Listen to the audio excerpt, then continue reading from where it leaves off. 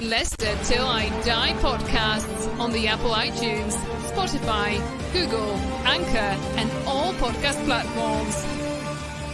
You are watching Leicester Till I Die TV with Chris and Chumps. YouTube, Facebook, Twitter, Instagram, and Pinterest. All you need for everything Leicester City FC.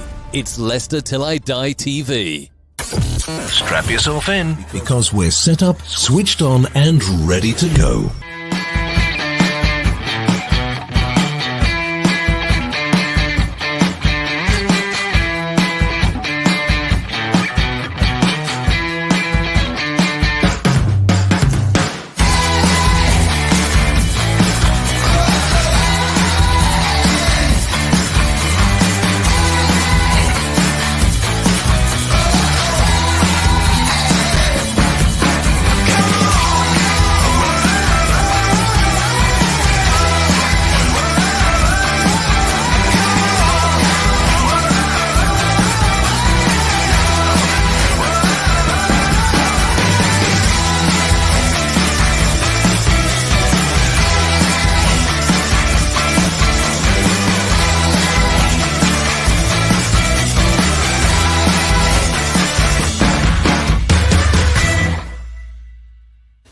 Hi everybody, Jerry Taggart here. Now be sure to watch Chris and Leicester Till I Die TV by subscribing on YouTube and following them on social media for all the latest Leicester City news and information. Come on you foxes!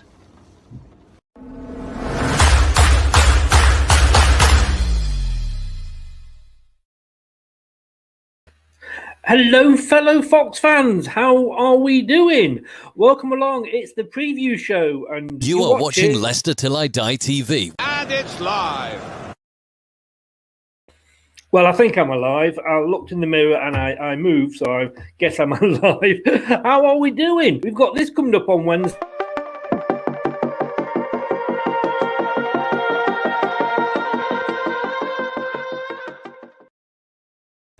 Indeed, we have. It's a small matter of the cup.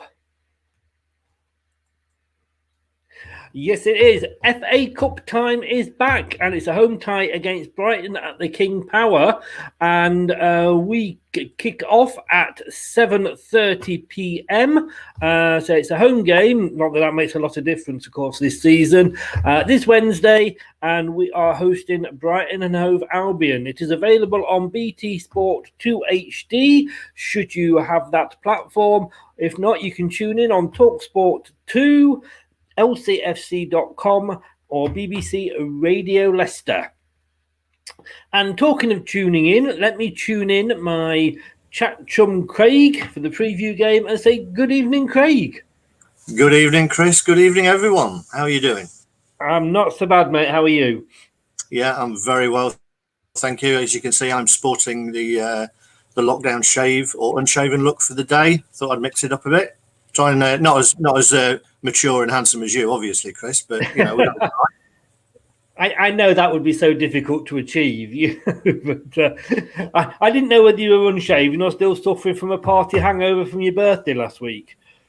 Well, that was very good, but obviously that all disappeared watching Leicester Wolves the other day. So all thoughts of partying disappeared during that soporific display. You are not saying that you fell asleep, are you?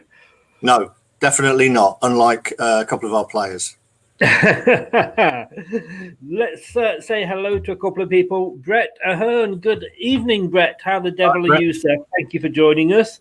And Facebook user, hello, Chris and Craig. All we can say is hello, Facebook user, because we don't know who you are. We don't. The mysterious, it's probably Brendan again.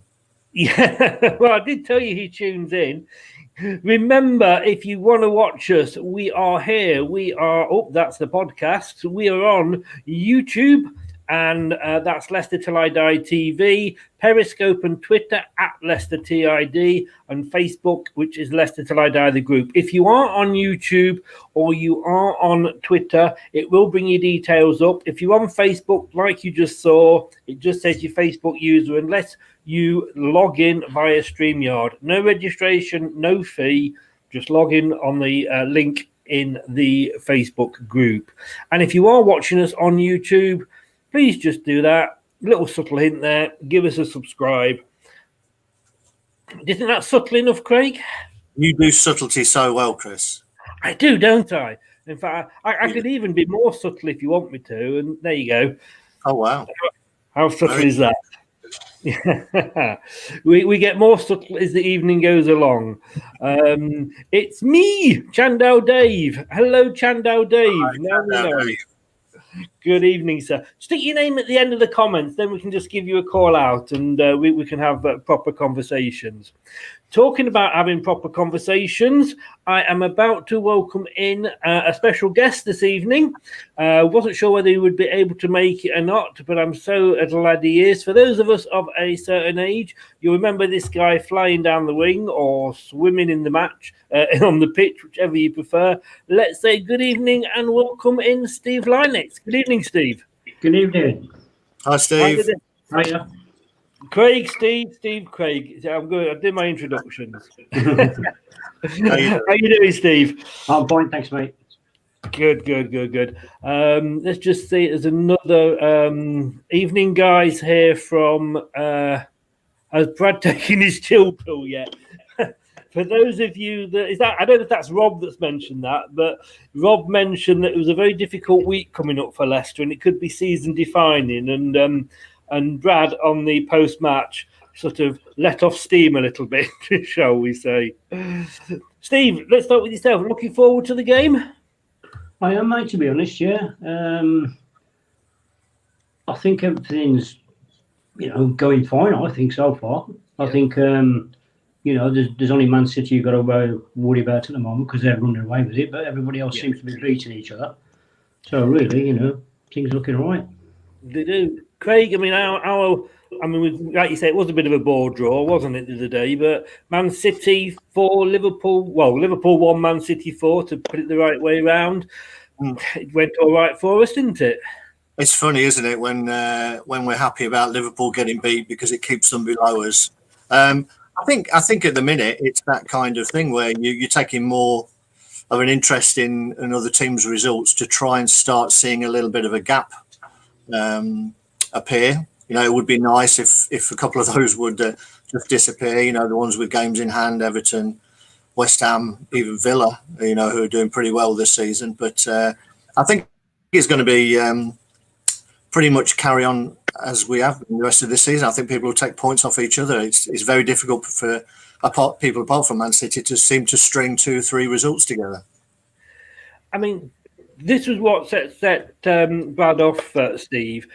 Over the next sort of week, we've got Brighton on Wednesday, FA Cup, Liverpool on Sunday in the league, and then Slavia Prague in the Europa League. It could all go wrong, but obviously you can say that any week. But it is a very important week still, though, isn't it? I think it is, and I don't want to upset anyone by saying that you should just concentrate on one trophy. I think you're in all the competitions. I think you should go for the lot. Yeah. I've got to ask you this, Steve, because as an ex-player, because all the ex-players always come out and go, we only take one game at a time. We only think about the next game. Is that actually true, or are you thinking 2 or 3 games ahead? I think, to be honest, it's hard for me, really, because there wasn't so many competitions when we were in the game. But I'm sick of hearing, to be honest, we only take one game at a time. Because I think they all tell porkies. I think, every club thinks about games previous and cup matches coming up. Yeah. And like I say, the FA Cup special, I'd be looking forward to that, as well as, the league. Yeah. A quick question before I come to Craig, because Rob's just asked this. Steve, did you ever do the one-lip sandhills back in the day? I did, mate. I did. And I tell you what, they could do with them again now. They probably did. That's why they were so bad, Craig, against Wolves. Oh, maybe they'd been up there running the night before. I think it's true what Steve says there about taking one game at a time. If that was the case, they wouldn't rotate, would they? They'd just be looking to win the next game. You know, they rotate their squad because they know they've got games coming up, so they have to plan ahead now. I'm sure back in the day it wasn't so much of a problem in Steve. So I'm not saying that you're an old dinosaur type, Steve, but you know, me and Chris fulfill that brief. But you know, back in the day, you know, I think you only had one club. There wasn't so many games. You know, you were the squad. Now they have a handful of players who they've got to somehow keep interested, keep motivated. So the only way you can do that is by rotating the squad a little bit, and that's because you know you've got so many games coming up. So yeah, you concentrate on the game in hand when you walk on the pitch. Before that, you can't help but look ahead. The thing that confuses me, to be honest, is with these squad and rotations and that. Every club seems to have a big squad, but you never get to see the players in the squad. You never get to see more than 2 or 3 changes. You never get to see more than 2 or 3 new faces. And most of the clubs now have got big squads. They're loaning all the players out. And I can't understand why they're saying, oh, we haven't got enough players and things like that. But if you've got a big squad, you've got it for a reason. And I think you've got to, you know, when things are not going right or you want to change something, I think you should do it whole. You should get more players involved, because I bet there's players in Leicester City squad that, you know, never get a first team game. But they're in a squad, and I can't understand why that happens. I think Chelsea in particular, they just sold somebody, I think, in the January window who'd been out on loan for 3 years. I mean, it's ridiculous.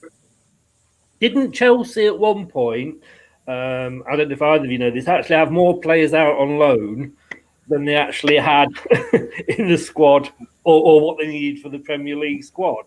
I think Chelsea were the prime suspects for that. I suppose, Steve, looking at that, and if you make too many changes and bring too many of the not regular starters, for want of a better word, we can't call, you know, don't have reserves as such now in, and we lose a la Newport last, you know, a couple of seasons ago, you're then up for criticism, aren't you? You know, we're as fans that go, what are you doing? You know, yes, make a couple of changes, but you know, you make 8-9 changes and Newport beat us. I think you've got to look at a bigger picture. You know, when Vardy was out, everybody's saying that we've got nobody to put in. But when your main player's out and your players are used to playing to a system and the way it plays, you're not only losing Vardy, but you're losing some of the potential of the players that play week in, week out, because they're having to take an extra touch. They're not playing the ball that they would do if Vardy was playing. So it affects more than just the one player being out. It affects all the others in the team. Yeah. And I think now you need to get, because if it's a squad, they'll be training together. They know each other's play. So, you know, I think more players should be involved. If they've got them in the squad, why not use them? Because to me, it's just a waste of money if you don't. Well, I'll tell you something. When we do this preview show, Craig always puts Brendan's hat on, and he may put other clothes on. We don't go into it, but he puts Brendan's hat on, and he picks what he thinks the team is going to be. So later on, we may see if Craig thinks Brendan will go for a couple of youngsters this week. Craig, though, we are literally one game off a quarter-final again for the second year running. We are. And, you know, the games are coming thick and fast. And, you know, it only seems like we were playing in the third round. And now here we are. And we would have taken this draw. You know, when the draw was made and everybody looked at what we had again, I still thought that was a little bit weird that they were doing 4th and 5th round at the same time. But, you know, everybody would have taken Brighton at home. You know, since then, Brighton have showed a little bit of form. Had a couple of really good results. Great win away at Liverpool. So I think it's going to be probably a little bit more of a difficult tie than we probably first thought of a couple of weeks ago when the draw was made. I mean, Stephen, good evening, Stephen. Thanks for joining us. He said Chelsea have 37 players out on loan. It's scary, really, isn't it? It's very scary. Very, very scary, you know, because, you know, you don't see them 37 players ever playing for Chelsea. And then when something a bit of a crisis starts again, you're buying more players again. And to me, I can't understand what happens. I can't understand why they do that. Funny thing is, Steve, you got Frank Lampard in as manager. He had to play the youngsters because he couldn't go out and buy anybody. They had a reasonable season, well, very good season in fairness to them. They probably overachieved. Then he was able to go out and buy because they lifted the transfer window, and he struggled. I mean, surely that kind of says it all, really. I think that's down to the pressure from what he's getting from above. Of course. Because to me, I don't want to be disrespectful to foreign players and things like that, but it was a breath of fresh air of Frank Lampard getting in the youngsters, especially the English lads and whatever. Yep. And it was nice to see. And, he's lost his job through it, but you've got to think of the lads now that were playing for him. Will they ever get back in the team? This is it, isn't it, Craig? Like you say, I mean, let's not forget, Muzzy, is it? He never. Oh well, he may have seen the Chelsea first team, and this was sort of obviously years ago. But as a prime example, that's the sort of pool of talent that some of these bigger teams have and don't take advantage of. Yeah, I mean, I think I think we touched on this a few weeks ago when we were talking about whether there should be a bailout of the lower divisions, and I do feel like the big clubs do have a responsibility to those clubs in the lower divisions, because at the end of it, as you said, Chelsea have got 37 players out on loan. I would imagine, let's say 35 of those 37 players are going to end up further down the league if they manage to stay in professional football. So they do have a responsibility to make sure that there's somewhere for these players to go. They take them on in huge numbers, build their dreams up, ship them out on loan, knowing full well that when the time comes, they're just going to ditch the majority of them. I think it needs looking at, to be honest, whether it's a limitation on the size of the squad. But for me, as you touched on before, if there's a squad at the start of the season, a squad of 24 players, whatever it is, I mean, you could even make an argument for scrapping the January transfer window and say, what you start the season with, that's your squad. Tough. I think we did this season, didn't we? Oh, no, it was Leicester. Steve, so far, this is around getting back onto the Brighton game. I mean, we started off with a 4-0 win over Stoke, eventually coming out 3-1 winners over Brentford. Brighton, they had a bit of difficulty getting past Newport as well, only going through on penalties there. And, of course, they beat Blackpool in the last round to set the draw up against us.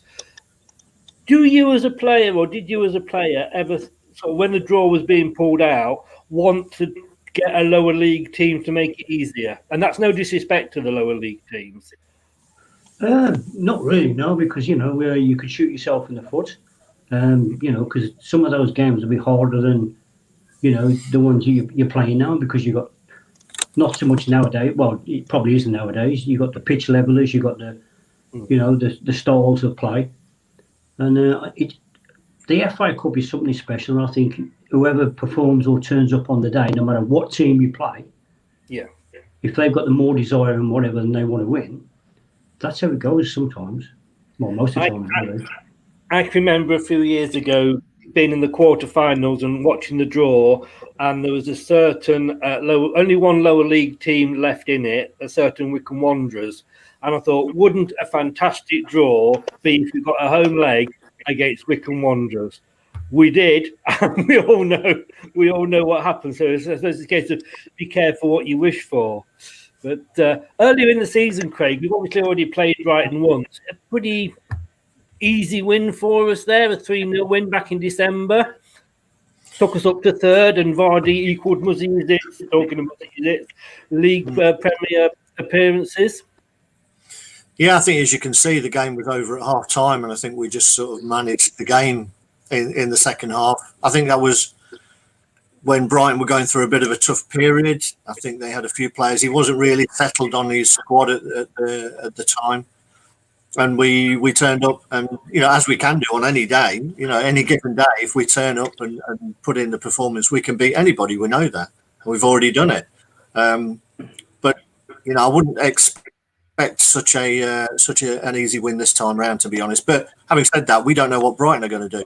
I mean, Brighton have managed to put a little bit of a gap between them and the bottom three. But this league this season, it can turn on a sixpence. So I would think that they were still looking to ensure that they are pretty safe in the Premier League. So he may make a couple of changes as well. I mean, I did an opposition view written questions for the website, lcfc.com, and I said to the Brighton fan, Steve, FA Cup run or Premier League survival? And I mean, naturally they went for Premier League survival. I think we all probably would do. But when you look at that, like Craig just said, I mean, I know they're down there in 15th, but they're sort of 10 points off the bottom three. I think, that as long as they don't implode, they're going to be safe anyway, aren't they?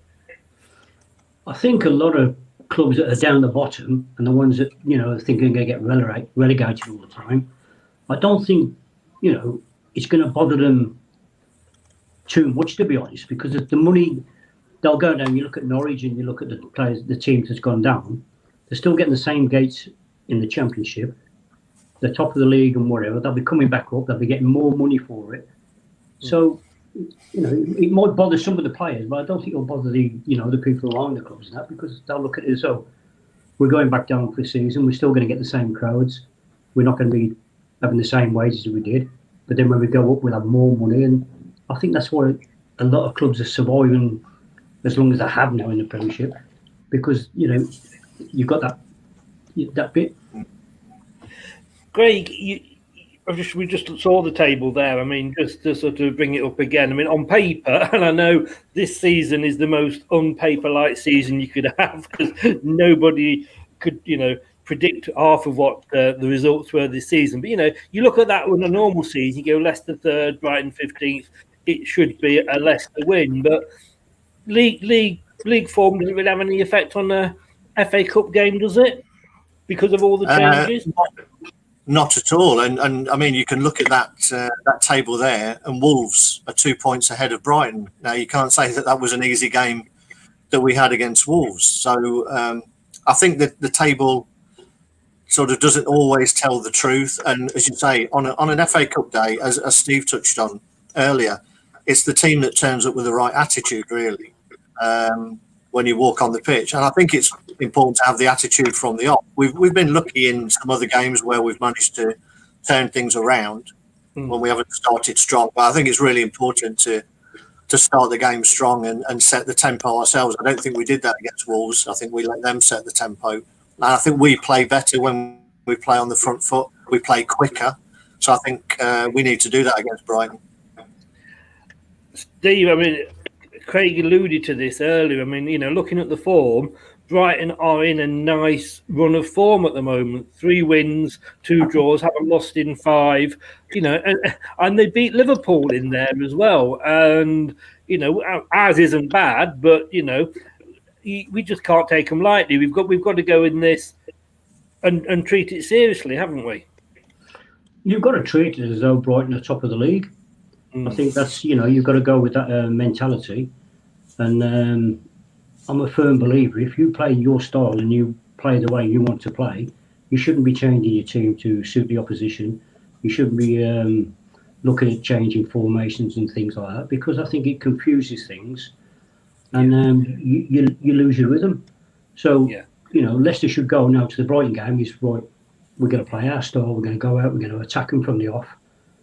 And then you can make your changes when you're 2 or 3 up and the game's won. But I think a lot of the time now, the swapping and the changing systems and whatever, just to suit who you're playing, I think, that's when the trouble starts.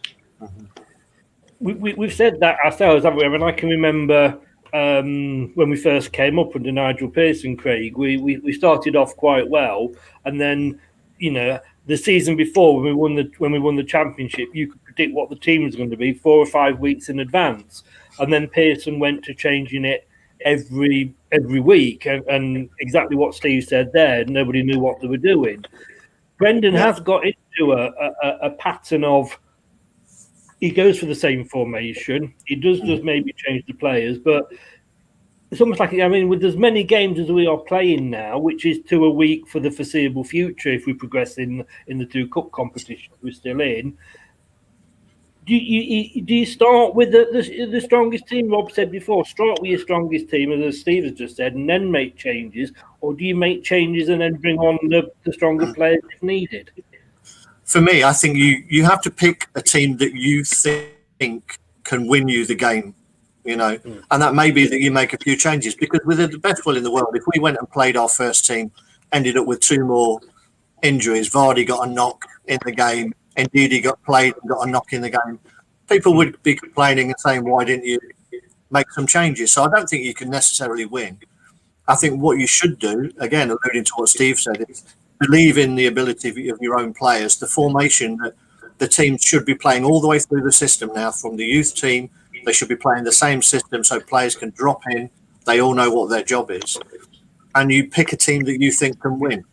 For me, you have, you know, your big boys on the bench, and if you need them. You know, we've seen that Brendan's not afraid to make any changes. I think sometimes he still does it with a bit of an inferiority complex. I was disappointed to hear what he said about the reasons that he brought Albrighton on against Wolves. It was to negate their wing backs rather than cause problems of our own, which Under would have probably caused more problems. And then the wing back has to think whether he makes the same runs. But he went defensive on that. So I think sometimes Brendan has a little bit of that inferiority complex and probably doesn't believe in his players as much as we do.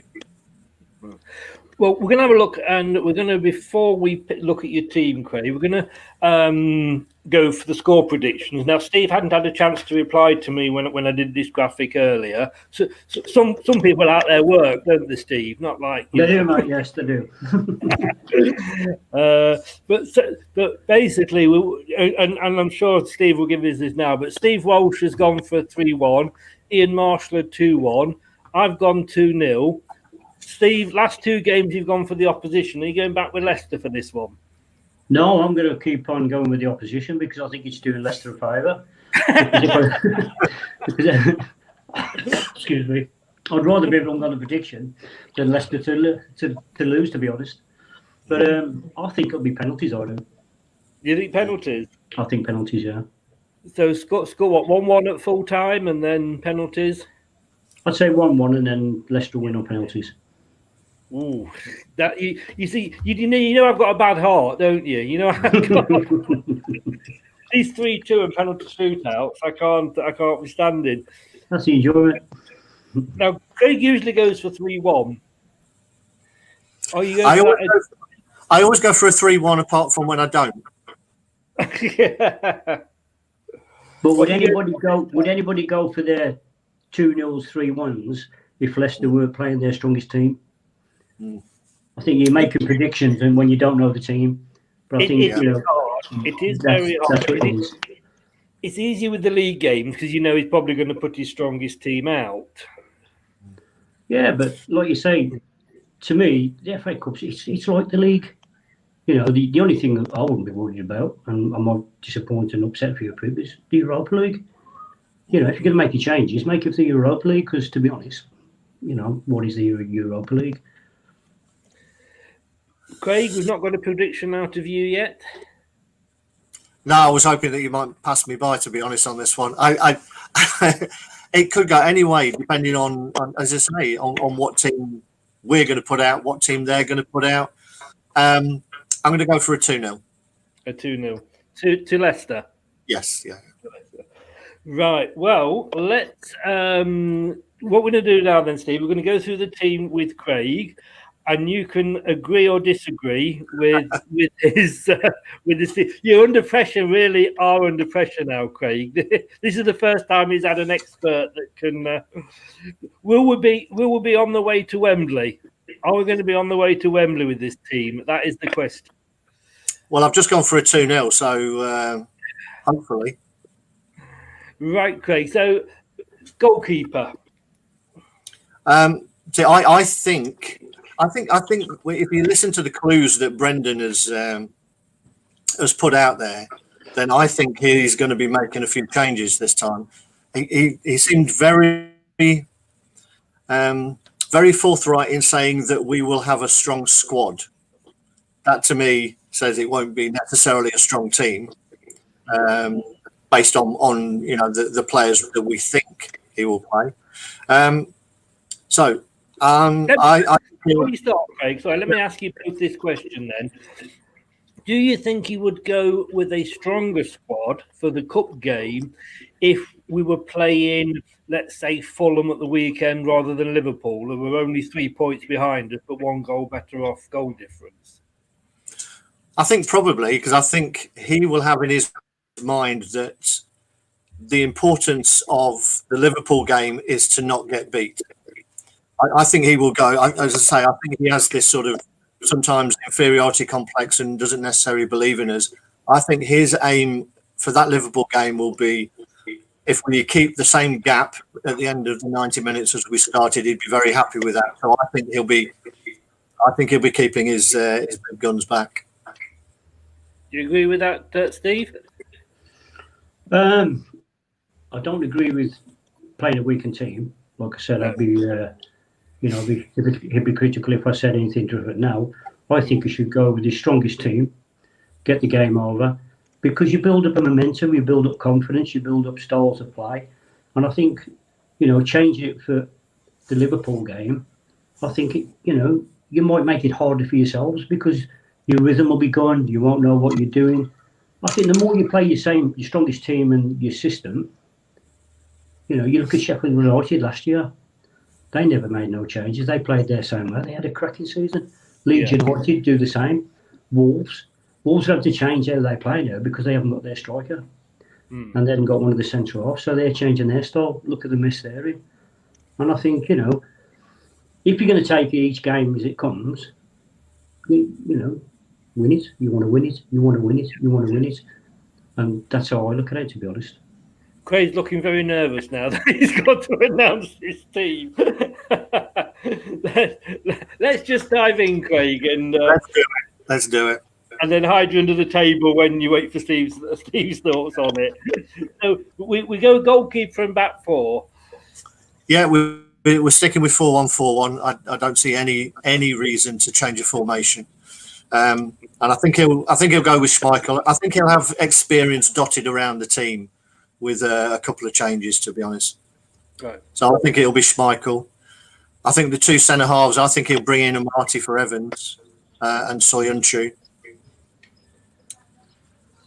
I think only because, it wouldn't surprise me if he played Evans, but I think he might play Amati just because, Evans had this issue with his foot and his toenail. I think going into the Liverpool, I think he can't help but think of Liverpool from a defensive point of view. And I think if Evans was out, I think he'd be a bigger miss against Liverpool than he would be against Brighton. So I think Amati and Soyuncu will be the two centre halves. And you say Schmeichel rather than Ward, but Ward tends to be his go-to goalkeeper for cup games, doesn't it? Well, he was, but he played Schmeichel against Stoke. He only changed it in the last game against Brentford. So I think he may go back. I think, as you say, I think a bit of experience to help some of the younger players along, because he has said that the younger players will be involved. So I think Schmeichel will be in there.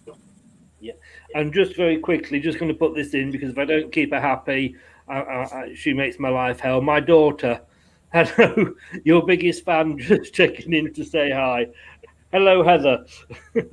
Oh, is that a message for you, Chris? Sorry, I thought it was a message for me. Hey, I don't know, but if you're after Heather, I'm going to have a word with you, missus. And the right and left back.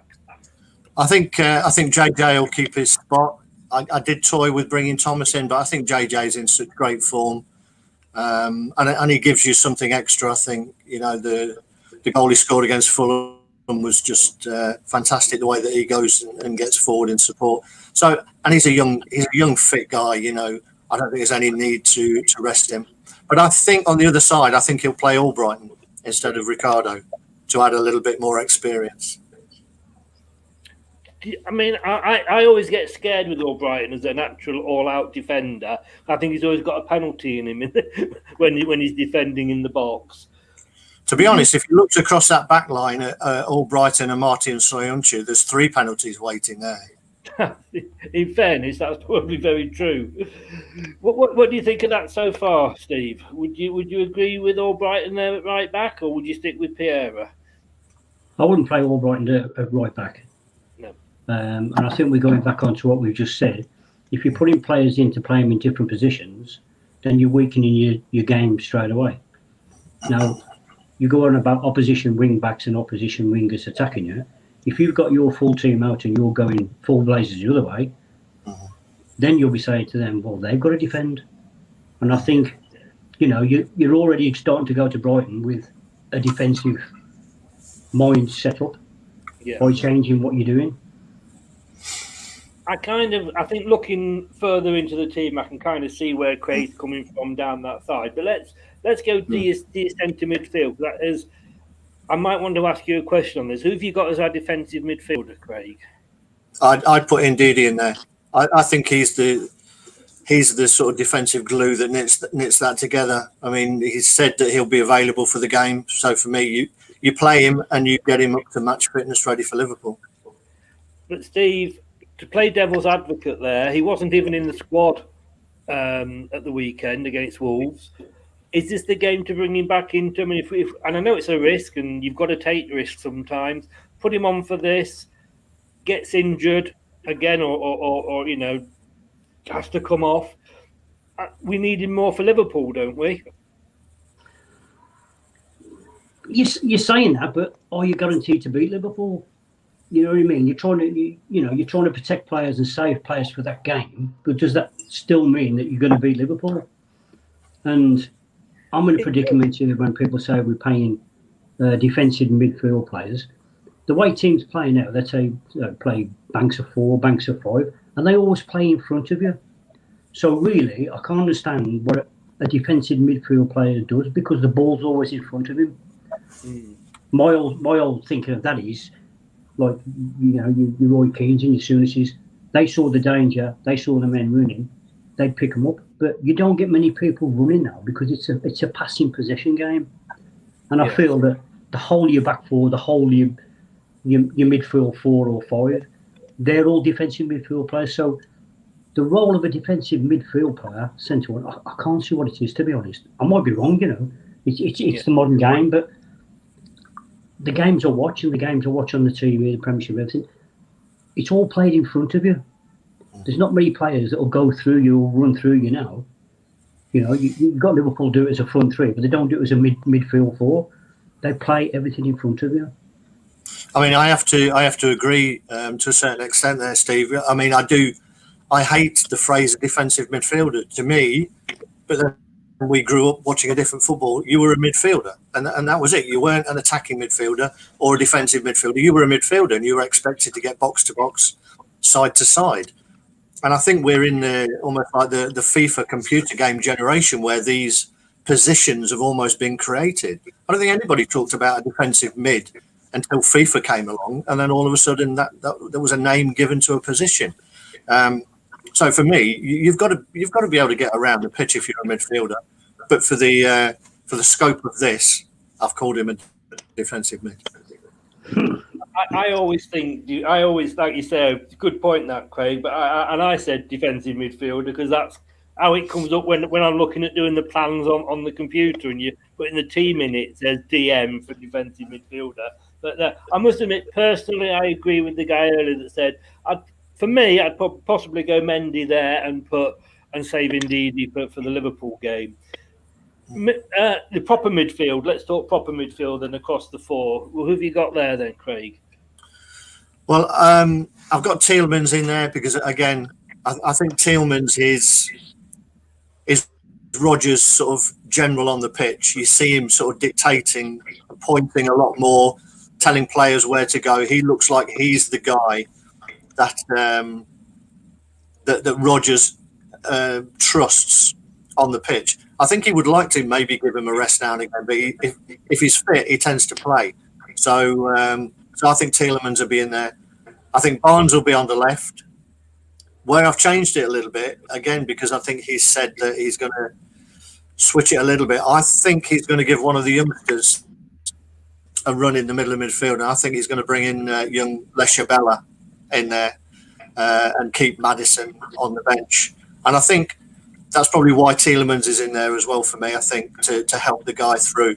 So I think I'm going to go with him there. And this is the main reason that I was playing all Brighton on the right was because I think he should play Under. I think this is a perfect game for Under to come in. And he's talked already about his lack of defensive mentality, his lack of defensive thought. So I think with somebody like Albrighton to actually sort of help him through the game, who's more likely to think defensively. I know you were talking, Steve, saying that puts a defensive mindset. But I think when you've got Ricardo or JJ there, they're looking to bomb forward. And I think that puts the pressure on Under to actually do a bit more defensive work. So I think with Albrighton there, I think Under will have a bit more of a free rein. Steve? Are you asking Under to change his style of play now to suit a game? Where if you're going to pick not for this one, not for this one. I think he should go. You want to pick him for his strengths. If he's not very good at defending, then that's one weakness straight away. So it's rounds and roundabouts. You look for the positives, but there's also 2 or 3 negatives. So I'm still saying play your strongest team. All we're missing, guys, really, is 3 pints of beer, isn't it? Because we could be down the pub here. You got 3 people all talking about the same team, all having different opinions, and that's what we love about football, isn't it? Well, would you rather go to the FA Cup in the first round, or the quarterfinals, or the semis? Oh, personally, I want to win every game, so I would want to go as far as I can. And why would you weaken your team as you're going further into the competition? I think if Rodgers is worried about things like this, you should be looking at the early stages of Europe, the early stages of the FA Cup. I will play the kids. I will make my changes. I will do that because, that's at the early stages. Now you've got a chance of getting further and further into the competition. Why weaken your team? But we've also talked about the fact that we have a squad, and that squad should be good enough to play games. And there may be opportunity or games where you actually need these players, and to actually stick with the same 11 almost week after week, and these sort of fringe players get no pitch time. Isn't that some kind of danger that they could be thrown into a game where they're sort of out of their depth a little bit? It's a balancing act, isn't it? I think what you've just said there is you're playing them in games where you feel it's weaker. So really, they're not going to get any stronger because you're playing against a weaker team. Now you want to start throwing your players in against the stronger teams and see how they are, see how they react. Because again, it's down to attitude. If you've got a young squad member that's hungry, I think you'll get a better game out of him playing against Liverpool and a Man City than you would against, the lower teams. Yeah. So I think the only time you're going to get better is if you're playing with stronger games. I think giving your squad players matches in games that you think are going to be easy, I think it defeats the object. I think sometimes it's disappointing. Sorry, I think it's sometimes disappointing when those players not necessarily start, but don't get time during the game. So, for instance, against Wolves, I think it would have been a perfect opportunity for Under to have 20, 25 minutes to show what he could do against somebody who plays with a wing back. But again, he took a defensive viewpoint of that, and that, for me, that was disappointing. I think 2 points that I'd throw in there. One is, I think for players like Under, Lasbala, and those players that are coming through, or those players that aren't quite a starting first choice for the first team, we used to have the reserve team, and they'd get regular football in there, so that when they were called upon, they were ready. There's nothing now between the under-23s and the first team. So, players can sit there. Ward, for example, in goal, I don't know when he gets a game unless he's picked with the odd cup game here and there. And of course, there was Arsenal with Arsene Wenger. He used to pick the young, he had a full team of youngsters for every round of the cup until it got to the semis. And then he dropped them all and put the first teamers in, didn't he? I think if you're going back to your squad, talking about your squads again, I bet there's players in Leicester squad, like in every other club, that's been in the squad for 2 or 3 seasons and they still haven't got a game. Now, will it be the same again for them next year? Will they be in the same predicament? There'll be a squad player this year, but can you see them playing any big games next season?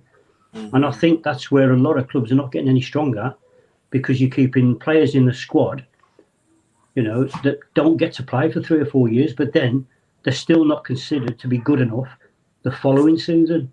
Yeah. So I think you've got to start giving players game time. Okay, they might have a bad game, but if they have a bad game, you try them the next game. I don't think it's fair on a player and fair on the club if you just put a player in for one game. If he has a great game, he's not guaranteed to play against Liverpool. And I think that's a problem you need to get over. Yeah, it's a good point. And Facebook user here, we should remember that we have lost 3 FA Cup finals. I think it's 4, isn't it? We've lost. 4, yeah. But 2 semi-finals and 1 quarter-final game. We should go to the game with strong teams to get to quarter-finals. And also, just quickly before moving on to your striker, Rob here says there may be an appearance clause on the loan deal with Roma because he's not being used. I don't think there is. This has come up a few times, and I honestly just think what has kept Under out the squad is the resurgence of Brighton this year. I don't think Brighton was necessarily going to be a first-choice starter. He was sort of going to come on if needed, maybe because of his age and what have you. But I think he played so well. I'm hats off to the guy. To me, on that right wing, I haven't got a reason to drop him, and I think that's possibly why Under isn't starting as many games as he normally would. Why is he not started for the last couple of games then? If he's in such a good run of form, and you drop him for no reason, and you play a player that's like, not having a good time, fans are on his back, and you persist to play him. I agree. And I used to be, Craig will tell you, I used to be a big fan of Perez as well, but he isn't performing at the moment. And when I've seen Perez picked for the last couple of games, I mean, when he was playing up front and he wasn't doing very well, we were sort of saying, giving Nacho a chance up front. I thought Perez was going to be out the team, dropping Brighton for Perez. Obviously, Brendan sees something in Perez that a lot of us can't. Well, it's not his defending abilities, is it? So, you know what I mean? You've got him playing in the team and you're going to ask him to play in a role which is playing more right-sided now. Yeah. You don't see him getting back and helping the fullback out. So, it's a catch-22 question. But we need to know, last thing, Craig, is it going to be Jamie Vardy, who, of course, when we played the Eagles, had the famous Eagle dance? You could say he could do it for the Seagulls as well, couldn't you? You could indeed, and it does give you a good reason to use that graphic, Chris. It does, yes, because you picked your team. You didn't think about the graphics I've got, did you? I know, you'll have to let me know, mate. I honestly, I'm not sure which way he's going to go with this. I really don't. I think he'll start Iheanacho and have Vardy on the bench again, to be honest. I agree with that because, again, I don't think Iheanacho has done that well. I think Vardy will come on again for, maybe 20, 30 minutes at the end of the game. Like you said before, Steve, Iheanacho scored. He had a good game last time. If you're going to keep dropping him, his confidence is going to be low. He hasn't done anything wrong in the last couple of games, Iheanacho. In fact, he got man of the match for one of them.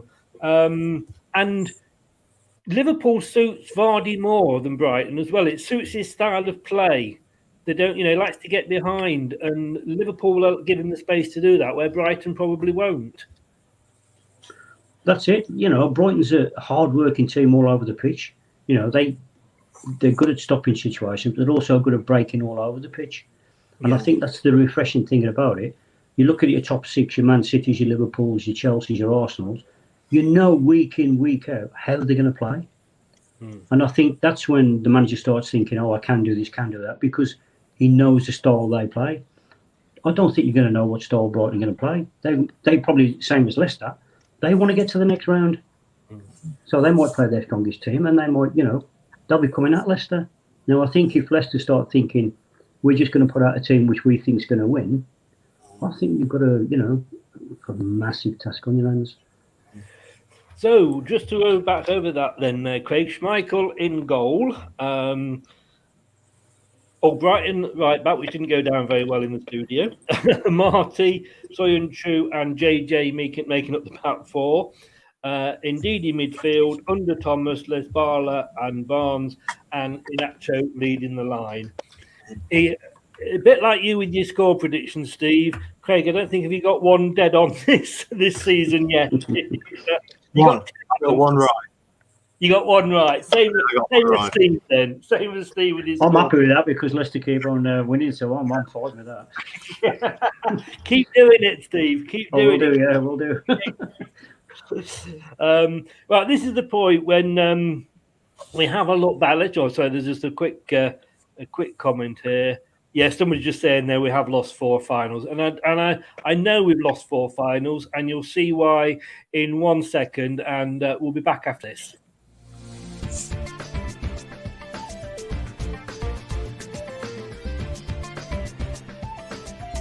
This is Leicester Till I Die TV. Please subscribe now on YouTube.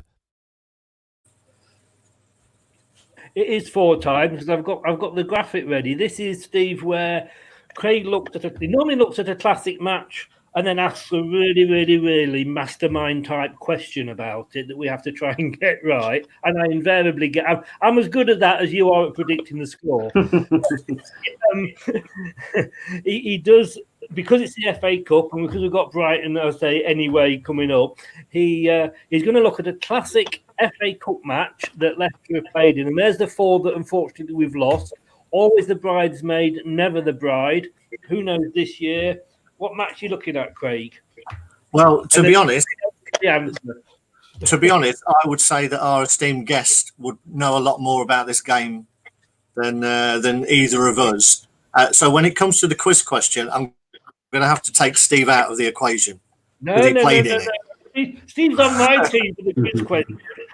No. And for me, when you talk about classic FA Cup games at home, there is only one.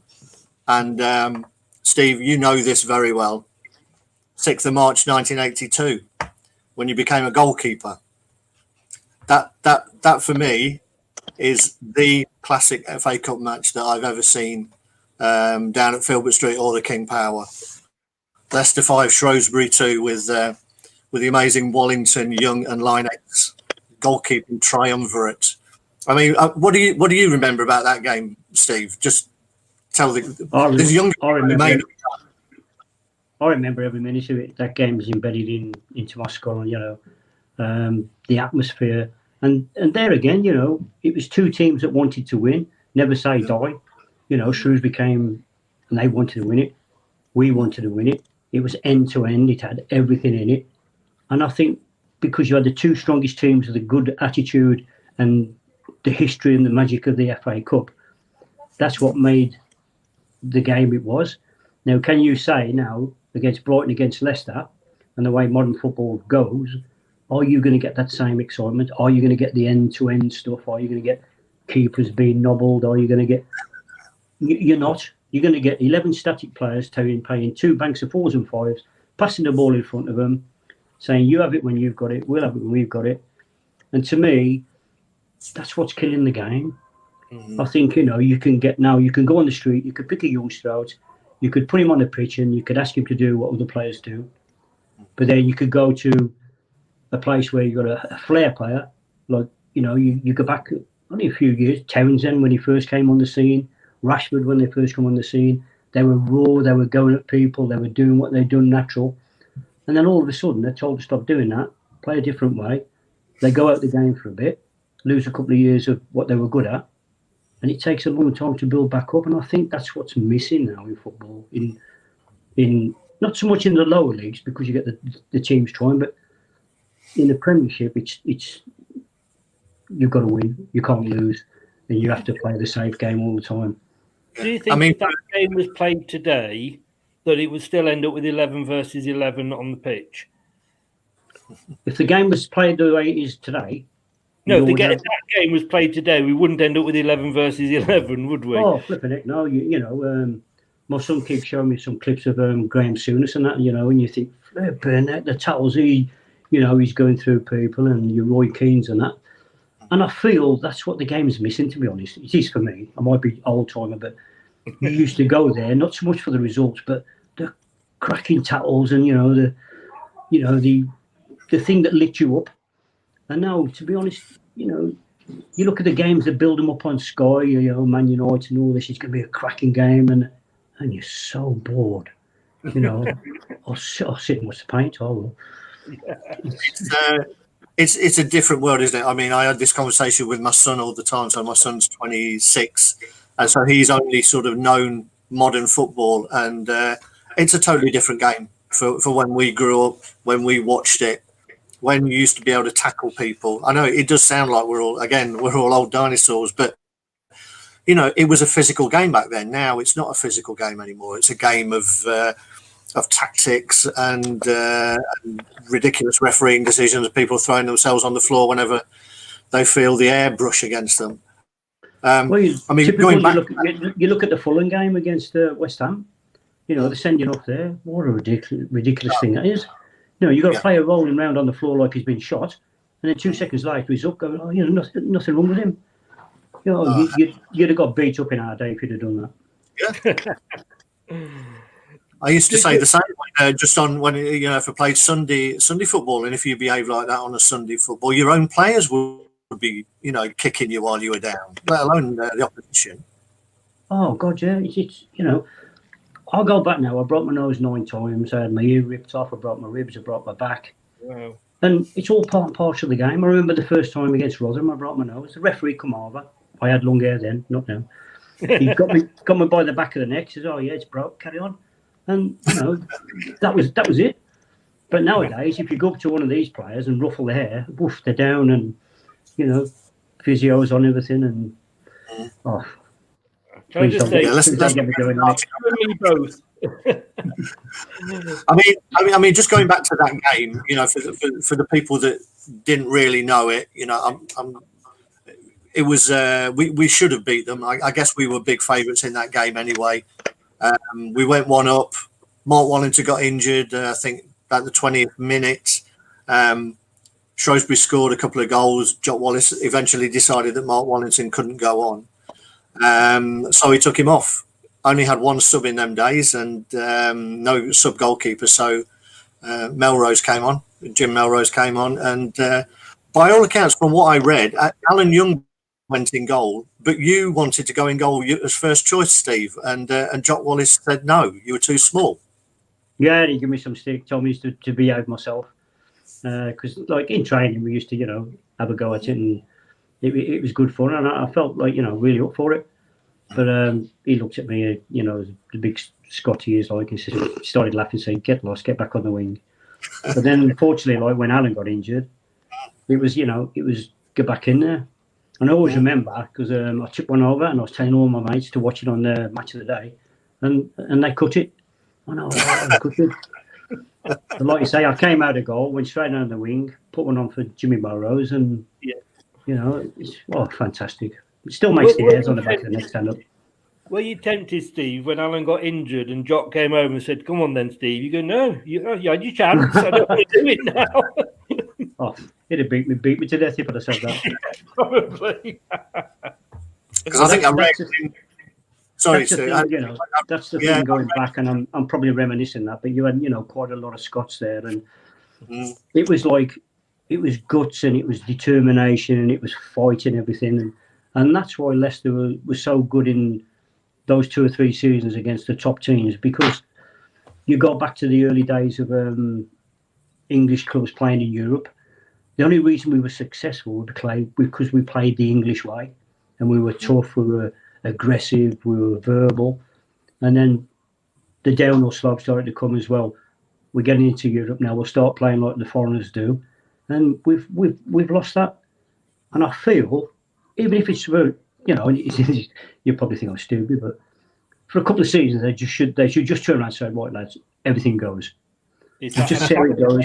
You know what I mean? Bring a bit of excitement back, because I think a lot of the fans would love that. Well, Craig, have you got your question ready, sir? Yes. So, Steve, you know the answers. I'm going to say, and if you don't know the answers, then you've had one too many bangs on the head. So we'll know that the game ended 5-2. The game was 2-2 at half time.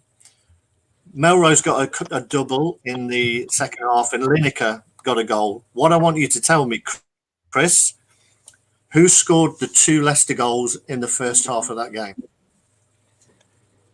I have a feeling Larry May was one, wasn't he? Are you confident enough that you're going to go with that, Chris? I'm going to go with the Larry May. Okay, I'll give you Larry May. Thank you. I've got one right. Finally, I've got one right. I know this one. Can I cheat and have a look over at his answers, sir? No. I'm tempted. Was it you, Steve? Nope. No, it wasn't. Andy Peake? Nope. No. I'm going. It's one of those. Then I'm. He wasn't Youngie, was it? No. You'll find out soon enough, Steve. This is the level of cruelty that I go to with Chris. Yes. And I keep having him back as well, you know. Now, normally somebody comes up and goes and helps me out, as Rob has done here. That's wrong, Rob. Oh, Rob's wrong. Yep. I think we should defer to our guest this evening and say, Steve, tell us the answer. Tell him. I reckon it was an own goal by a Shrewsbury player. It was. Yeah, yes, there was an own goal, wasn't there? Yeah, past the keeper. I'm not going to ask you to name who it was. No, I just because I thought own goal, but then I thought it was at the other end. Oh, I say, I'm too young to remember the game myself. You know, he wishes. That was. I think I said to you before, didn't I, Craig? That year I was actually where I worked. There was me and another Leicester fan, and we worked Saturdays, and we couldn't both have the same Saturday off. So we had to go to alternate rounds of the FA Cup. And I was so happy because when I got to go, if we got there, to the semi-final. But of course, I missed that game. I was having to work. I still reckon we could hear you in the town centre though when we scored. But anyway, Steve, thanks so much for joining us. You're welcome. We are back on Thursday because we've obviously got 2 matches with a Liverpool preview. If you're free and would like to join us, you'd be most welcome. Yeah, no problem. If not, thank you very much, and you can help me with the answers. It'll be Team Steve from now on again. Cheers, guys. Steve, thank you. So much. All the best to your family, mate, and stay safe. And yous. Bye-bye. Thanks a lot. Take care. Thanks to Steve there for joining us. Amazing to have him on. Totally amazing.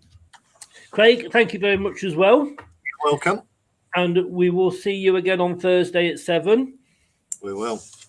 When we will be looking forward to the Liverpool game. They're coming thick and fast. They are, and it's a big top 4 game. It is, and a bit of a bogey team for us at the moment. Just give me an easy question, will you? Maybe. I'm quite impressed that I got one, and I should have got the other one. I should have got the own goal. I'm annoyed at myself. I would say have a good rest of the night, but I don't mean it. But take care, mate, and I'll see you on Thursday. Hopefully, when we're in the quarterfinals of the FA Cup. Indeed. Take care. Cheers. Thanks for watching, everybody. Thanks to Steve and thanks to Craig for that. Yeah, I have to say thank you. I'm contractually obliged to say thank you to Craig, even if I don't mean it. Stephen, I do. We have a love-hate relationship, me and Craig. We love ourselves, hate each other. No, we don't. Seriously, we don't. Enjoyable as always, guys. Thanks very much, Stephen. And thank you very much for that. Thanks to everybody for joining in. I thank you for your help with the answer, but you didn't really help me, did you? Tomorrow night, we're back, 7 o'clock again. We're every night. Saturday's a night off because we've got the FA Cup this week. We've got the Europa League next week. And, of course, we've still got the Premier League in the middle. Guys, are you up for the Cup? I think we should be. Let's win it this year. Let's not be the bridesmaid. I'll be back tomorrow night, 7 o'clock, with Scott, not Craig's son, but a fan from wearebrighton.com, and we'll be discussing the game. I'll be seeing him more times than my wife this year, I'll tell you. Thanks very much, guys. Stay safe. Remember, if you want to listen to us after this, you can get it on the podcast on Spotify, Google, Apple iTunes, and Anchor at Leicester Till I Die, and on YouTube, Leicester Till I Die TV. And you can watch us all over or listen to us all over again. Take care. Stay safe, guys. See you tomorrow night at 7. Bye-bye now. Leicester Till I Die podcasts on the Apple iTunes, Spotify, Google, Anchor, and all podcast platforms. Thanks for watching Leicester Till I Die. This is Chris saying goodbye and see you next time.